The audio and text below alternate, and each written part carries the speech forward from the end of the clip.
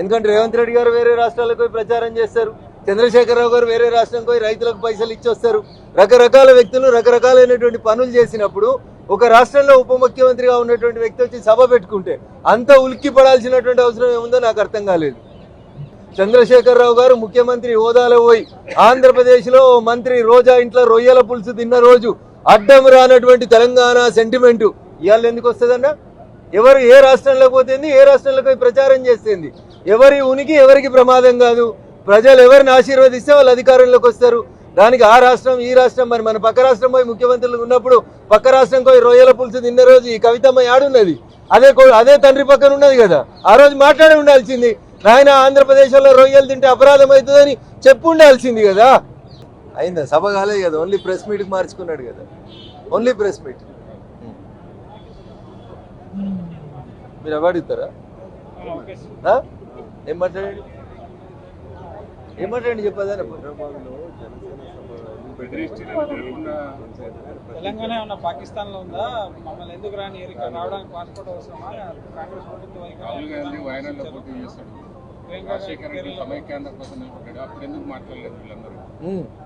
ఇప్పుడు అవే ప్రశ్నలా? అనుమతి దొరకకపోవడం, ఆయన ఆవేదన వ్యక్తం చేయడాన్ని మీరు కూటమి నేతగా ఏ విధంగా చూస్తారు? Audio check. అందరికీ నమస్కారం. నేను మీ రఘునందన్ రావు, ఎంపీ మెదక్. ముందుగా తెలంగాణ రాష్ట్ర ప్రజానికానికి అందరు కూడా తెలంగాణ రాష్ట్ర ఆవిర్భావ దినోత్సవం సందర్భంగా శుభాకాంక్షలు తెలియజేస్తూ, తెలంగాణ రాష్ట్ర సాధనలో అమరులైనటువంటి సుమారు 1200 మంది విద్యార్థిని సోదరీమణులందరూ కూడా ఈ సందర్భంగా ఆ అమరవీరులందరూ కూడా నేను శిరస్సు వంచి నమస్సుమాంజలు తెలియజేస్తూ, తెలంగాణ రాష్ట్ర సాధన తర్వాత జరుగుతున్నటువంటి అనేక రకాలైనటువంటి పరిణామాలు ఆ అమరవీరుల ఆత్మలని కొన్ని సందర్భాల్లో ఇబ్బంది పెట్టినట్టుగా మేము భావిస్తూ ఉన్నాం. కానీ ఏదేమైనప్పటికీ కూడా తెలంగాణ రాష్ట్ర ఏర్పాటు గత 6 దశాబ్దాల సుదీర్ఘ భారతదేశ చరిత్రలో ఒక పోరాటం. ఇడ్లీ సాంబార్ గో బ్యాక్ దగ్గర నుంచి మొదలుకొంటే తెలంగాణ రాష్ట్ర సాధన వరకు జరిగినటువంటి పోరాటంలో 69లో చనిపోయినటువంటి 369 మందికైనా, ఆ తర్వాత జరిగినటువంటి 2001 తర్వాత జరిగిన ఉద్యమంలో చనిపోయినటువంటి అమరుల ఆత్మలకి శాంతి చేకూరాలని, తెలంగాణ రాష్ట్రం దేశంలోనే అగ్రగామిగా నిలబడాలని, అదే ఆ అమరులకి మనం ఇచ్చేటువంటి అసలు సిసలు నివాళిగా నేను భావిస్తూ, ఈరోజు ఏ గడ్డ మీదకైతే వచ్చి యాదిరెడ్డి లాంటి సోదరులు అమరులై రాష్ట్ర సాధన కోసం పోరాడినరో వారందరికీ కూడా మరొకసారి శిరస్సు వంచి నేను అభినందనలు, వారి అమరత్వానికి జోహార్లు తెలియజేస్తా ఉన్నాను. జై హింద్, జై తెలంగాణ. మీ భాగస్వామ్య పక్షి జనసేన అధినేతని తెలంగాణలో సభ పెట్టలేకపోవడం, తెలంగాణ నవసంకల్పాన్ని ఒక తెలంగాణ సమస్యలపైన ఆయన మాట్లాడేందుకు ఒక సభ పెట్టుకున్నారు, దానికి అనుమతించలేదు. ఎట్లా చూస్తారు దీన్ని? ఇది కాంగ్రెస్ పార్టీ. రేవంత్ రెడ్డి గారు అంటారు మా కాంగ్రెస్ పార్టీలో ప్రజాస్వామ్యం ఎక్కువ ఉంది, ఎవరైనా ఎక్కడైనా ఎప్పుడైనా మాట్లాడొచ్చు అని అంటాడు. మరి అట్లాంటప్పుడు పక్క రాష్ట్రం ముఖ్యమంత్రి వచ్చి ఒక సభ పెట్టుకుంటే కాంగ్రెస్ పార్టీకి వచ్చినటువంటి ఇబ్బంది ఏముందో నాకు అర్థం కాలేదు. దేశంలో అనేక మంది అనేక ప్రాంతాలకు వెళ్ళి మాట్లాడుతూ ఉంటాం. రేవంత్ రెడ్డి గారు ఢిల్లీ కూడా వచ్చి మీడియాతో చిట్ చాట్ చేస్తూనే ఉంటాడు.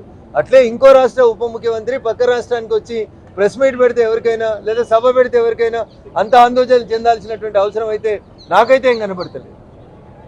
అంటే తెలంగాణ పాకిస్తాన్లో ఉందా, మమ్మల్ని ఎందుకు రానివ్వరు, ప్రజాస్వామ్య దేశం, కానీ ప్రభుత్వం ఇట్లా వ్యవహరించడం సరికాదంటున్నారు.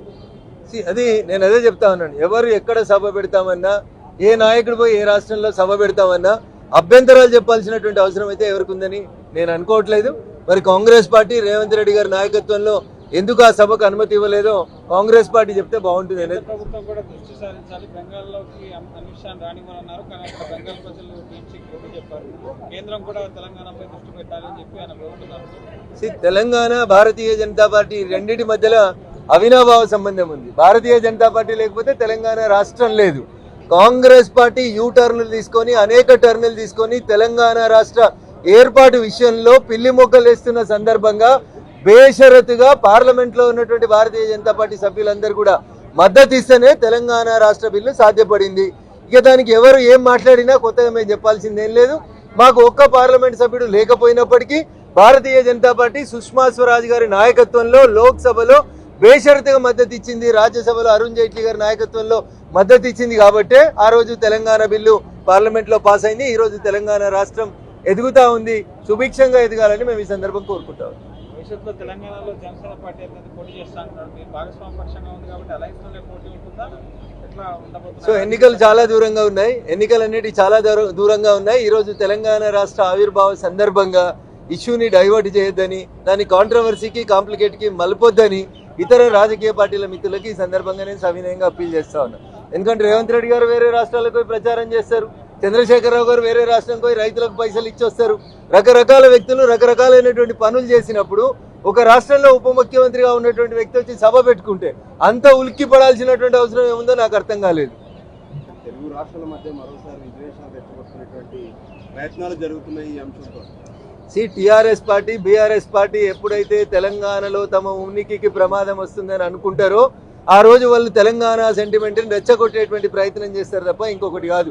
చంద్రశేఖరరావు గారు ముఖ్యమంత్రి హోదాలో పోయి ఆంధ్రప్రదేశ్లో మంత్రి రోజా ఇంట్లో రొయ్యల పులుసు తిన్న రోజు అడ్డం రానటువంటి తెలంగాణ సెంటిమెంటు ఇవాళ ఎందుకు వస్తుందన్నా? ఎవరు ఏ రాష్ట్రంలోకి పోతుంది, ఏ రాష్ట్రంలోకి ప్రచారం చేస్తుంది? ఎవరి ఉనికి ఎవరికి ప్రమాదం కాదు. ప్రజలు ఎవరిని ఆశీర్వదిస్తే వాళ్ళు అధికారంలోకి వస్తారు.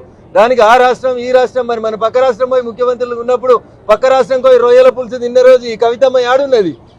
అదే తండ్రి పక్కన ఉన్నది కదా. ఆ రోజు మాట్లాడి ఉండాల్సింది, నాయన ఆంధ్రప్రదేశ్లో రొయ్యలు తింటే అపరాధం అవుతుందని చెప్పు ఉండాల్సింది కదా. ప్రాంతాలుగా విడిపోదాం, ప్రజలుగా కలిసిందాం. This is our slogan, we stand for it. ఎవరు వచ్చినా ప్రజలు ఎవరిని ఆశీర్వదిస్తే వాళ్ళే నాయకత్వం వహిస్తారు తప్ప ఇట్లా ఈ ఉడత ఊపులకు భయపడుకుంటూ పోయేటువంటి అవసరం భారతీయ జనతా పార్టీకి లేదు. అరే Pawan Kalyan is a part and parcel of NDA. How can you separate him? ఏ రాష్ట్రంలో ఉంటుంది? వారు ఎన్డీఏ భాగస్వామ్య కూటమిలో ఉన్నారు, ఉంటారు. ఎన్డీఏ భాగస్వామ్య కూటమిలో ఉన్నటువంటి వాళ్ళు వేరే రాష్ట్రాలకు పోతేనే ఉందా? తప్పకుండా పోతాం. దాన్ని మీరు అడ్డుకునేది ఏముంది? మీకు ఉన్నదేందని అడ్డుకునేది ఏందని? భారతీయ జనతా పార్టీ కాశ్మీర్ నుంచి కన్యాకుమారి దాకా ఒంటరిగా అన్ని బూతులలో గెలవడానికి మేము ప్రయత్నం చేస్తా ఉన్నాం. మా భాగస్వామ్య పక్షాల నాయకులు ఎవరైనా మా రాష్ట్రానికి వస్తా ఉన్నా, ఏ రాష్ట్రానికి వస్తా ఉన్నా ప్రజాస్వామ్యబద్ధంగా స్వాగతిస్తాం. దాంట్లో ఇబ్బంది పడాల్సినటువంటి అంశం ఏముంది? అట్లాంటి అదే కాంగ్రెస్ పార్టీ బిల్లు పెట్టిన రోజు అదే లగలపాటి పెప్పర్ స్ప్రేలు కొట్టిండు. మరి తెలంగాణ బిల్లు వద్దన్నాడు. మరి పొన్నం దానికి కూడా సమాధానం చెప్పాలి కదా. వద్దనేటోళ్ళు వద్దంటూనే ఉంటారు. వచ్చింది కదా రాష్ట్రం, సాకారం అయింది కదా, పాలించి దానికి మంచి ప్రజలకి మేలు చేయాలనేది కాంగ్రెస్ పార్టీకి ఈ సందర్భంగా నేను చెప్పేటువంటి సూచన. లగడపాటిని హైదరాబాద్ రాణిస్తలేదా కాంగ్రెస్ పార్టీ? లగడపాటితో సర్వే చేయించుకుంటలేడా రేవంత్ రెడ్డి గారు? కాబట్టి మాటలు అవసరం ఉన్నప్పుడు సెంటిమెంట్ని రెచ్చగొట్టడానికి వాడడం అనేది సరైంది కాదనేది నా భావన.